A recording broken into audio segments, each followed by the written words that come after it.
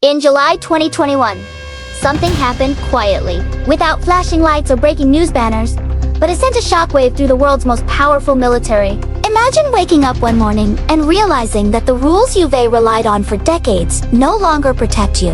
Imagine finding out that a rival has done something you believed was impossible for at least another 10 years. That is exactly what happened when China tested a hypersonic weapon that didn't just fly fast, but practically rewrote the playbook of modern warfare. US generals would later admit, in plain words, that they had no defense against it. And that moment, according to one of America's top military leaders, was very close to a Sputnik moment. Before we go any further, take a second to like this video and subscribe to the channel. It really helps World War II bring you deep, well-researched stories like this one, and it ensures you don't miss the next upload. Now, let's get into a story that still makes defense experts uneasy. For decades, the United States built its missile defense systems around a basic assumption. If a missile is launched, it follows a predictable path. It goes up, reaches a peak, and then comes down. That predictable arc, known as a ballistic trajectory, is what American radars, satellites, and interceptors were designed to track and destroy. This system worked against traditional intercontinental ballistic missiles, or ICE. It worked on paper, in simulations, and even in carefully controlled tests. But it depended on one key idea. The missile does not change its mind mid-flight. China's 2021 test shattered that assumption. According to US intelligence assessments later revealed to the public, China launched a Long March rocket carrying what appeared to be a nuclear-capable hypersonic glide vehicle. Instead of following a normal ballistic arc toward a target, the vehicle entered low Earth orbit. It didn't just go partway around the planet. It circled almost the entire globe. Then, at a moment of China's choosing, it re-entered the atmosphere and flew toward its target at more than 5 times the speed of sound. To put that into perspective, Mach 5 means roughly 3,800 miles per hour. At those speeds, even small course corrections make interception extremely difficult. And unlike a traditional missile warhead, this hypersonic glide vehicle could maneuver. It could change direction. It could come in from unexpected angles. In simple terms, it could dodge. When news of the test reached Washington, the reaction was not calm confidence. It was alarm.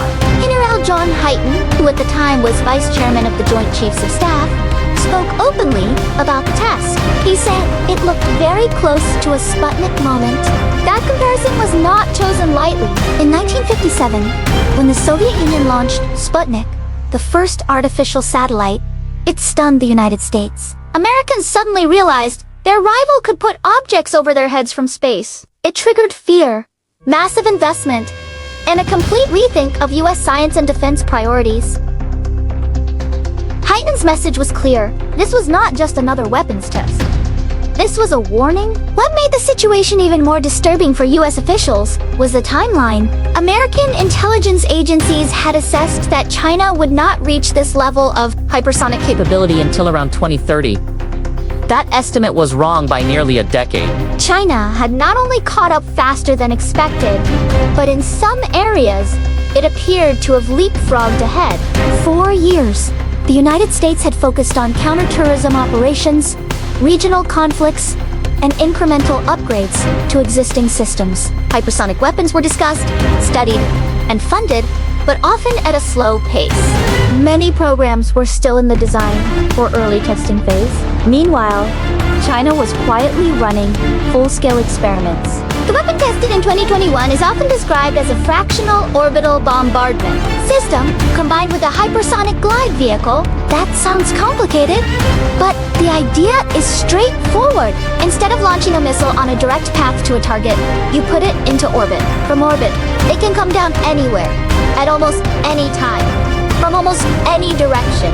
Traditional missile warning systems are optimized to watch for threats coming over the North Pole, because that is the shortest path between Russia or China and the United States. But a weapon that orbits the Earth can approach from the south, from the ocean, or from angles that are poorly covered by existing sensors. In other words, the shield was facing the wrong direction. U.S. missile defense systems like ground-based mid-course defense were designed to hit targets in space that follow known paths. They are impressive, complex, and extremely expensive. But they are not designed to chase something that can maneuver unpredictably at hypersonic speeds. Hyten admitted this publicly, saying that current systems don't work against such threats. That admission alone is extraordinary. Inside the Pentagon, concern quickly turned into urgency. Briefings were held, reports were written. Lawmakers were informed. When members of Congress heard that China had demonstrated a capability the U.S. could not stop, the reaction was swift. Emergency funding was authorized for hypersonic research, missile defense upgrades, and space-based tracking systems. But even as money began to flow, officials acknowledged a hard truth. China had a head start. Estimates varied, but many experts said Beijing was 5 to 10 years ahead in certain aspects of hypersonic technology. That gap could not be closed overnight, no matter how much money was thrown at the problem. To understand how this happened, you have to look at China's long-term strategy. For years, Chinese military planners studied U.S. strengths and weaknesses. They watched how American forces dominated the skies during conflicts in Iraq, Yugoslavia, and elsewhere. They saw how aircraft carriers, satellites, and precision-guided weapons gave the U.S. unmatched power. Rather than trying to copy everything, China focused on ways to neutralize those advantages. Hypersonic weapons fit perfectly into that plan. A hypersonic glide vehicle can threaten aircraft carriers, military bases, and even hardened targets. It compresses decision-making time. From the moment it is detected, defenders may have only minutes or even seconds to react. That creates confusion, increases the risk of mistakes, and puts enormous pressure on command systems. There is also the nuclear dimension. While hypersonic weapons can carry conventional warheads, the 2021 test involved a system believed to be nuclear capable. That raises the risk of miscalculation. If a radar sees a hypersonic weapon heading toward it, how does it know whether the payload is nuclear or conventional? In a crisis, that uncertainty could be dangerous. After the test became public, Chinese officials downplayed it. They described it as a routine space experiment. But U.S. intelligence analysts were not convinced. The precision of the re-entry, the speed, and the overall profile suggested a weapons test, not a peaceful science mission. As debates continued, one thing was clear: the era of predictable missile warfare was ending. For viewers of World War II fickle, this moment fits into a larger historical pattern. Every major shift in military technology creates a period of instability. The machine gun, the tank, the aircraft carrier, nuclear weapons, and now hypersonic systems all forced nations to rethink how wars are fought. The countries that adapt quickly gain an advantage. Those that cling to old assumptions fall behind. In the months following the test, the United States accelerated several programs. The Pentagon pushed for space-based sensors capable of tracking hypersonic weapons from launch to impact. New interceptor concepts were explored, including systems that could engage targets during their glide phase. Allies were brought into discussions, recognizing that hypersonic threats are global, not just American.